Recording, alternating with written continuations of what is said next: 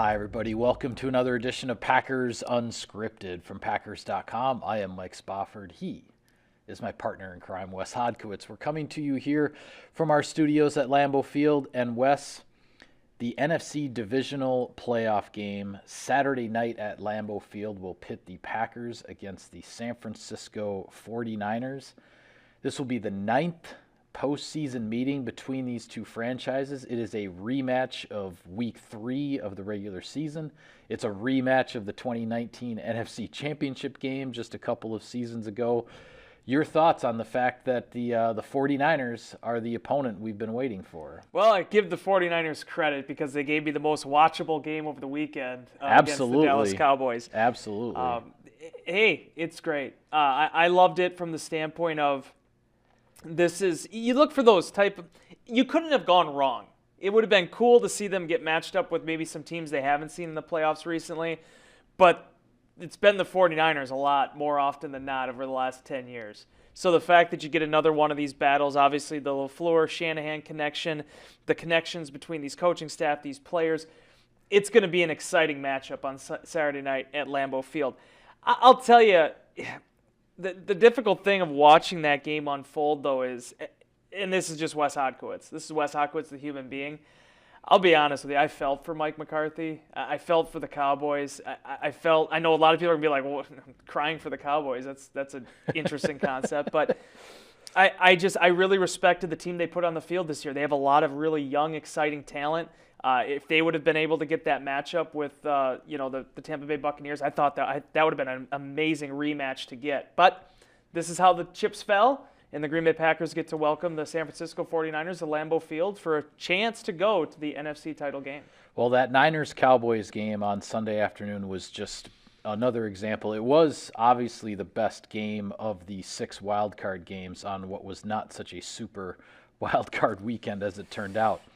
But that being the best game, it was an example of you never know what might happen in these playoff contests. And you never know how much the little details are going to matter, right? When it comes down to Dak Prescott and, the official needs to spot the ball before you can do the spike and all that. The Cowboys thought they had enough time to put themselves in a position to take a shot at the end zone. It didn't work out. The clock ran out on them. I do think the officials did everything right, really, in that situation, given how frantic it was, and that the Cowboys really didn't execute it properly. That's the bottom line. I would feel maybe a tinge more sympathy for the Cowboys, and I feel no sympathy at all for that organization in any way, shape, or form, no matter what. But if that had been trying to get a field goal situation, or whereas they still were going to have to throw a 25 to 30 yard touchdown pass on the final play of the game. Not impossible, certainly greater odds than a Hail Mary, which is why they ran the play that they did, why they decided to take that chance running Prescott up the middle. But the details matter is my point. And whether you're talking about the Cowboys with all the penalties that they had in that game, which certainly benefited the 49ers showing how much you can control a game in the postseason, and then suddenly one interception, a turnover, completely changes the momentum of the game and flips it, and the Cowboys down 23-7. The Niners have the ball. It's looking totally bleak for Dallas. And then suddenly they're rallying and they give themselves a shot at the end of the ball game. You just never know how these games are going to go. That game, more than anything, showed me how important it is to get off to a fast start. San Francisco did that. They got down the field. They scored points. Deebo Samuel is just a lightning bug. I mean, just what he can offer to an offense as a pass catcher in the backfield. It's like a super, like size version of like what Randall Cobb was doing in 2011, 2012. I mean, just how he impacts that San Francisco offense. You saw how far he's come and exactly why he is an all-pro.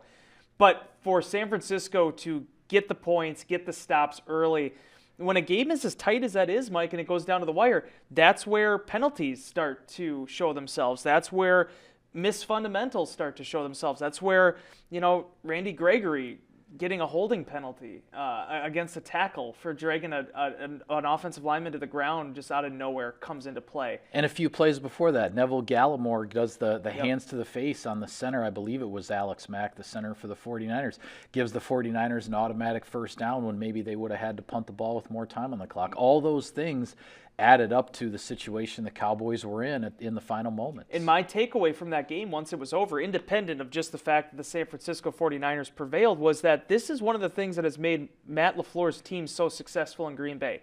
Yes, he's a brilliant offensive mind. Yes, you have a three-time, potentially now four-time MVP quarterback. You have playmakers on both sides of the ball. But Green Bay plays discipline. They don't make stupid mistakes. You're going to have penalties, and you're going to have things you don't agree with. But are they going to be egregious type stuff that is just so visibly obvious to the officials they couldn't help but throw the flag? Right. That's where the Cowboys really got themselves into trouble in this game. And if you're winning by 2 touchdowns, doesn't matter. If you have you're commanding and your offense is clicking, you can overcome it. They didn't do enough of those things in this game, and Kyle Shanahan and the way they have those guys coached up in San Francisco were able to take advantage of it, despite the fact you had Nick Bosa going out with the concussion, Fred Warner being banged up. They still made it work, and this is a team that is very accustomed to having to overcome that type of adversity. Well, it's interesting because if there's one thing that the 49ers have told me watching a good portion of their games the last 2 weeks is that the Packers have to be ready for a full 60-minute battle. And I know that that's a cliche and whatnot for the playoffs, but my point is 2 weeks ago against the Rams, the 49ers were down 17-0 with their playoff hopes, with their season on the line. And they rallied back from that and got that game to overtime and ended up pulling it out. Then in the wild card game, they start out like gangbusters and jump on top of the Cowboys 13-0. Nothing's going right for Dallas. And yet the 49ers still ended up having to, grind out some first downs and nearly got the first down that they needed to not give Dallas the one final chance. But this 49ers team, nothing's going to make them blink. And no. That's one of the things that I think has been a trademark of Matt LaFleur's teams in his 3 years here in Green Bay. They've had a lot of down-to-the-wire games. So a lot of them have gone their way. Some of them haven't. But these Packers have been, and especially this year, have been tested late in ball games with down-to-the-wire finishes. This 49ers team is exactly the same way. These two teams are not going to flinch in the fourth quarter on Saturday night. It's going to be a 60-minute drag-out battle all the way to the end. There's a reason these two got to the Final Four here in the NFC. Yeah. And the 49ers are like the light version of the Packers. The Packers got the number 1 seed in the bye because since week 2, can't include week 1, but since week 2, they found a way to win close matchups, and they did it all season long, with the exception of one game. San Francisco got off to a terrible start for what their expectations were for this season. Not trending in the right way. The questions about Garoppolo, they're losing 3-4 straight games in a row. They never found a way to solve Seattle for some reason this season. It didn't work out for them. But down the stretch, look at what they've done, Mike. They beat Cincinnati. They beat the LA Rams. They lost a competitive game to the top seed in the AFC in Tennessee. Right. And the other thing, too, that Green Bay has to keep an eye open, this never-ending carousel of running backs. What was the number one thing that the San Francisco 49ers were missing in week 3? They didn't have a back. Trey Sermon was handling that role, but realistically, they weren't able to run the ball. Garoppolo had to throw it more. They had more turnovers. They weren't able to protect the football. The Packers won that game late.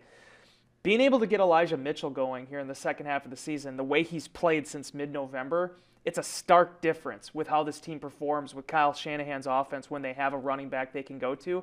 Mitchell's been that guy. You look at that wild card matchup, Dallas could not run the ball. San Francisco was really committed to it with throwing in the wrinkles with Samuel. That was the difference. Yeah, it seems a difference from week 3 as well, as far as looking back at that first matchup between the Packers and 49ers this year. The 49ers have gotten, in my opinion, they've gotten more and more creative and versatile with the ways that they use Deebo Samuel. The Deebo Samuel that the Packers are going to see at Lambeau Field on Saturday night is a different type of weapon than the one that they saw back in week 3. And you combine that with the emergence of the young running back in Elijah Mitchell, where, as you said, the 49ers did not have as reliable a ground game back in Week 3. This is a really different offense that the Packers are going to have to face, and it may not be as easy to get the turnovers that the Packers did back in Week 3 that put them in command in the early stages of that game. Well, and the other thing that separated them from Week 3 is Brandon Ayuk is playing at a really high level. Ayuk got off to a really slow start this season. It was starting to really look like, okay, was last year sort of a mirage there? Like, is this guy still going to be able to perform at this level? And then he was able to corral himself. And when you see what they can do down the field with him and George Kittle, and then being able to have all these wrinkles with Samuel, it creates a lot of different looks. And if you ultimately look at it, what is the hallmark of this version of the West Coast offense that Kyle Shanahan runs? It's a lot of running, and it's a lot of deception, and it's a lot of play action built off of the run. They want to get the defense's eyes moving. They want to get their feet and standing still. They want to be able to maximize those chances and be able to hurt you for big plays. That's where I think the biggest difference is. Now, that being said, we'll talk about some of the defensive stuff and these other aspects of it, but a lot of Packer fans are working themselves into a tizzy over this. And the way that you and I are talking right now probably isn't helping things. But the one thing I've been kind of trying to just bang into people's heads this week is there was a reason the Packers were the number 1 seed. A lot of the things San Francisco does well, the Packers do them well too. A lot of the things that they can do in terms of their offense when it's working well, Green Bay actually probably does better in terms of the explosivity standpoint. This is going to be a good game, but there's a reason why the Packers are favored in it. So they have to play to their capabilities. They have to play smart. They have to play disciplined. They have to protect the football. But this is a winnable game if you meet the challenges that San Francisco is going to present specifically on the offensive side of the ball. Yeah, it's the nature of the beast when you get a first-round bye, right? And this is what I talked about it, I think, on the show last week, if not on the show, certainly in Inbox, that when you're the team, it used to be multiple teams getting the bye in the conference. Now it's just the one. When you're the team that's getting the bye, you're going to be facing a team that is coming off of its biggest victory of the season, because there are no bigger victories out there than playoff victories. And in the 49ers case, they happen to be coming off of back-to-back big victories because they had to win in their regular season finale just to get that wild card spot. Now they won their wild card game, but it's the nature of the beast. You know, the Packers got the bye. You're going to be facing a team that got a big win or two to get to this point. But the 49ers are coming to Lambeau Field. It sounds like it's going to be cold, not super frigid, not crazy cold, but it sounds like it's going to be cold. I think that raises some interesting questions with regard to Jimmy Garoppolo's hand, with regard to Garoppolo's sprained shoulder, which now we found out about. Kyle Shanahan saying that Garoppolo is dealing with a little bit of a shoulder issue, his throwing shoulder. And then, of course, the other news from their side is what will be the health of Nick Bosa coming off of the concussion from the game against Dallas, and Fred Warner, the star inside linebacker who injured his ankle. I will say when Warner went down on the field, that looked a lot worse than an ankle injury. So good for him that it wasn't one of these major serious injuries. We'll see what the news is. Right now, as we're taping this, the news is pretty positive for the 49ers with regard to those injuries. It sounds like they are expecting to have both Bosa and Warner available on Saturday night, but we'll just have to we'll have to see how close to 100% they are. The Bosa one did make me kind of raise an eyebrow though, because it's like I thought this was like an independent neurologist. So I mean, maybe he's already been cleared, but otherwise I thought that was really interesting that they were already like kind of like, yeah, he should be okay. But be that as it may, Jordan Willis is still working through the high ankle sprain, so he could potentially be out. Again, we'll get to that later in the week. But the thing I have my eye on is Garoppolo. He talked and was pretty honest in terms of the media and what he's dealing with and how it's changing his mechanics and his throwing motion, and obviously the challenges that get presented in colder weather with that ligament issue. That is going to – there was several times, Mike, in that game against Dallas where – they could have put maybe the figurative dagger, to steal a Wayne Larrivee term, into the Cowboys, and he just wasn't able to make that throw. It wasn't where it needed to be, or that one that ended up being overthrown over to Ayuk, I believe it was, on the third down. That was a 3rd and long. He had opportunities, and they just couldn't be able to connect. Seeing what the limitations are with that are going to be really interesting to watch. But ultimately, you and I both know this, Mike, they're going to try to run the football. Yeah. We saw it in the 19 championship game. They've seen it every time the Packers have played Kyle Shanahan over the last 5 years. they are going to want to impose their will in the trenches, and that's where the Packers have to step up to the challenge. Kenny Clark rested, Dean Lowry rested. You hope that Devondre Campbell's doing okay with that elbow injury after getting a chance to rest a little bit. If they get moving fast, sideline to sideline, and can be stout in their gaps, this is a totally winnable game for Green Bay to be able to control that. Yeah, I do think the 49ers are going to be absolutely 100% committed to the running game for 60 minutes. I mean, barring, and I would say even if the Packers get out to a start, say like the Rams did against the Niners a couple of weeks ago, and it's 17-0 in the second quarter or something like that, the 49ers are not just going to trash their running game and turn the game over to Garoppolo and throw in the cold at Lambeau Field. The Packers, regardless of how this game starts, good or bad, the Packers are going to have to be prepared to defend the run. Mitchell and Samuel and whatever other tricks and play actions and motions and everything that Kyle Shanahan's going to draw up for this one, they're going to have to be prepared to defend that for 60 minutes. And I think going back to the other point about Garoppolo, hearing the news now about the sprained shoulder, and as you said, he wasn't really able to put that dagger in the Cowboys there in the second half. It makes me think that the sprained shoulder is almost more of an issue for him than the hand. Yeah. Because 2 weeks ago against the Rams, that 88-yard drive that they needed to tie the game and get it to overtime, he made 3 laser-like throws where you wouldn't think anything was wrong with him at all, that there was no issue with the hand whatsoever. Now we're hearing about this sprained shoulder thing coming out of the Dallas game. It sounds to me like that might be more of an issue than the hand thing that's been talked about for the last several weeks. What did you think of what I wrote about them seeing Amon-Ra St. Brown against Detroit and how that could be kind of maybe an entree here to seeing Samuel? They're different types of players, but with Samuel carried the ball, what was it, 11, 12 times last week? Yeah. I mean, he had the ball a lot in the backfield. It was a tough outing there in that regard for what they did versus the trick plays or whatever you want to call them that Detroit ran. But I'll tell you what, Mike, the Packers haven't seen a whole lot of that this year other than really seeing Samuel in week 3. I felt personally like that actually was a pretty good tune-up, at least getting them an idea of what the risks are there in terms of the stakes if you don't properly defend against them. I think it can be certainly from I guess what I would say from the eye discipline standpoint with the defense to not, you can't get too distracted, because for all of the motions and tricks that that the Lions employed in that Week 18 game, the Niners do the motions and the fakes and all this to get you distracted. They do it play after play after play, right? Yeah. So from an eye discipline standpoint, where I don't think a guy like Amon-Ra St. Brown prepares you for someone like Samuel is because Samuel is so hard to tackle.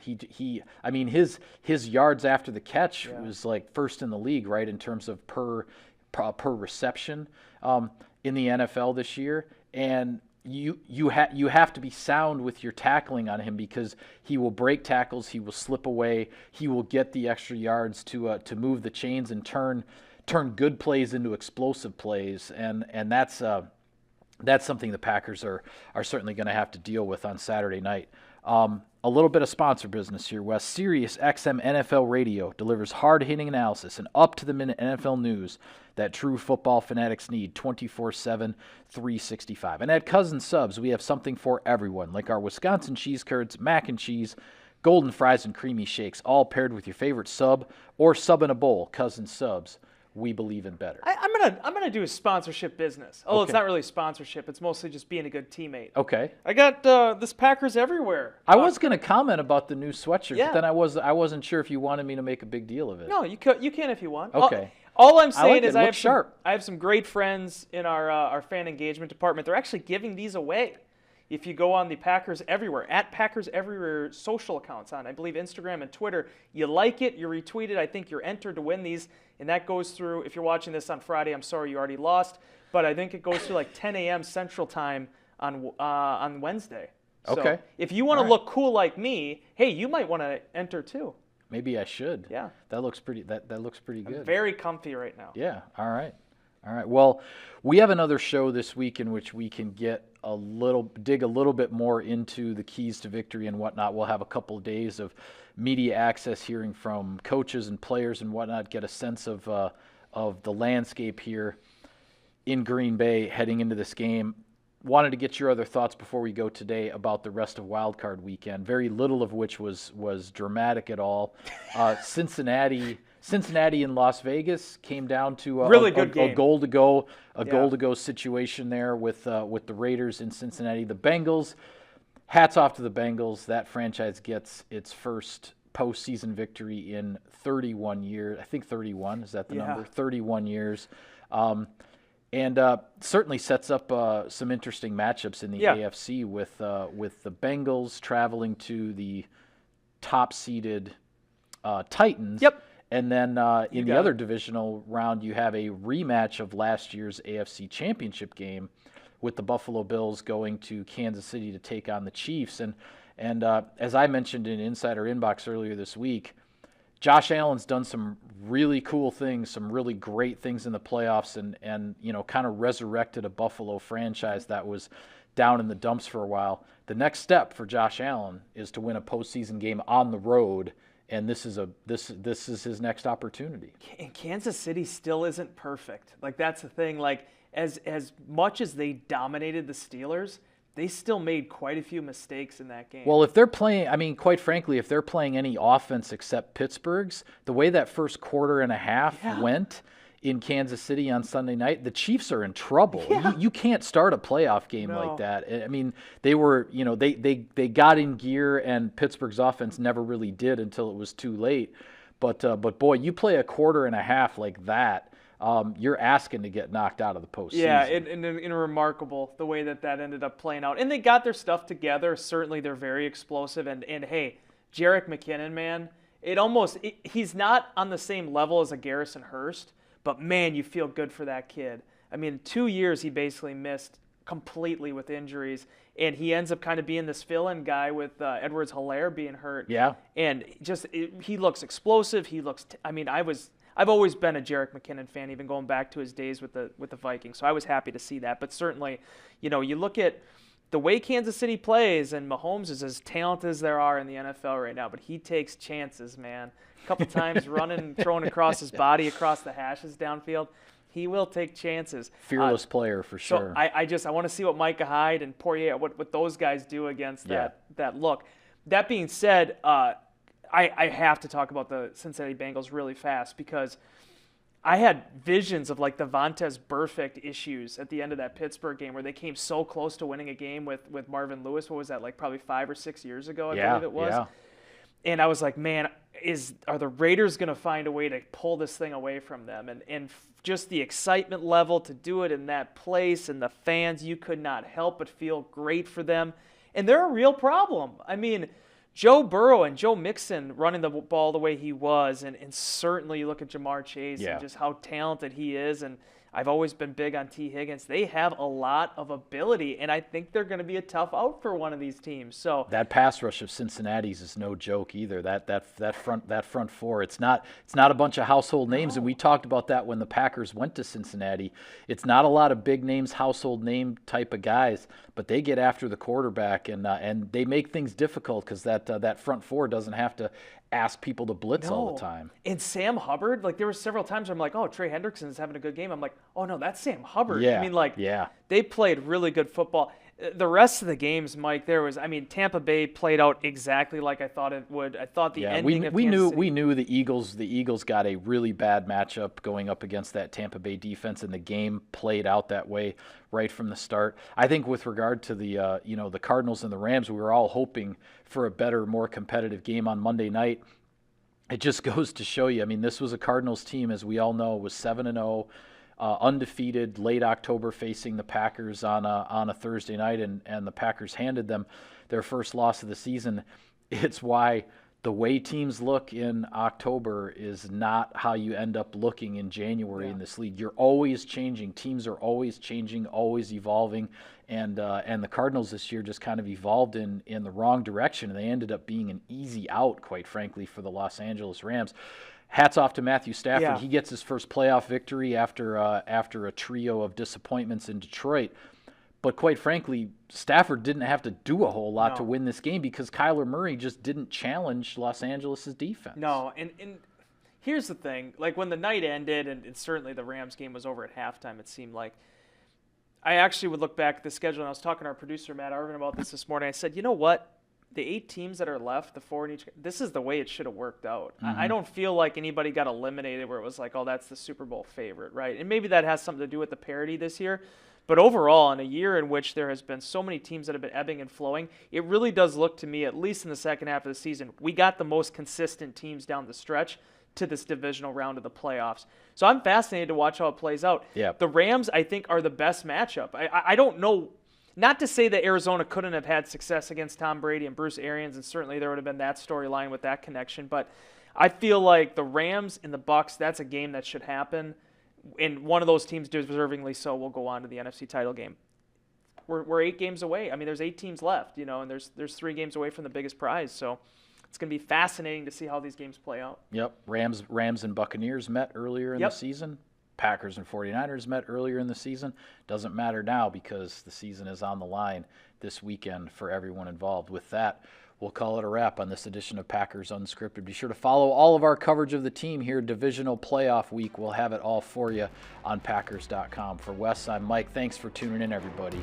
We'll see you next time.